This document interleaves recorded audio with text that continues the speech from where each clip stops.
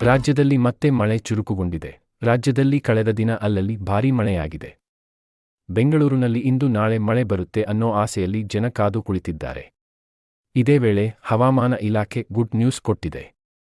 ರಾಜ್ಯದಲ್ಲಿ ಮುಂದಿನ 4-5 ದಿನ ಭಾರೀ ಮಳೆಯಾಗುವ ಮುನ್ಸೂಚನೆಯನ್ನು ಹವಾಮಾನ ಇಲಾಖೆ ನೀಡಿದೆ. ರಾಜ್ಯದಲ್ಲಿ ಮುಂದಿನ 3 ದಿನ ಮಳೆಯಾಗುವ ಸೂಚನೆಯನ್ನು ಇಲಾಖೆ ನೀಡಿದೆ. ಹಾಗಾದರೆ ಯಾವ ಜಿಲ್ಲೆಗಳಲ್ಲಿ ಮಳೆಯಾಗುವ ಮುನ್ಸೂಚನೆ ಇದೆ? ಮುಂದಿನ 4-5 ದಿನ ಕರಾವಳಿ, ಮಲೆನಾಡು ಜಿಲ್ಲೆಗಳು ಸೇರಿದಂತೆ ರಾಜ್ಯಾದ್ಯಂತ ಗುಡುಗು ಸಹಿತ ಮಳೆಯಾಗಲಿದೆ ಎಂದು ಹವಾಮಾನ ಇಲಾಖೆ ಮುನ್ಸೂಚನೆ ನೀಡಿದೆ. ವಿವಿಧ ಜಿಲ್ಲೆಗಳಲ್ಲಿ ಗುರುವಾರ ಮಳೆಯಾಗಿದ್ದು, ಏಪ್ರಿಲ್ 22ರವರೆಗೆ ಮಳೆಯಾಗಲಿದೆ. ದಕ್ಷಿಣ ಒಳನಾಡಿನ ಮೈಸೂರು ಮತ್ತು ದಾವಣಗೆರೆ ಜಿಲ್ಲೆಗಳಲ್ಲಿ ಚದುರಿದಂತೆ ಹಗುರದಿಂದ ಸಾಧಾರಣ ಮಳೆಯಾಗುವ ಸಾಧ್ಯತೆಯಿದೆ. ಉಳಿದ ಭಾಗಗಳಲ್ಲಿ ಹಗುರದಿಂದ ಕೂಡಿದ ಮಳೆಯಾಗುವ ನಿರೀಕ್ಷೆ ಇದೆ.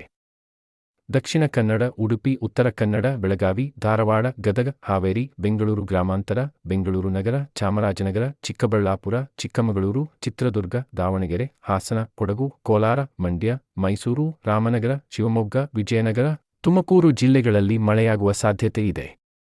ಉಳಿದೆಡೆ ಒಣಹವೆ ಮುಂದುವರೆಯಲಿದೆ.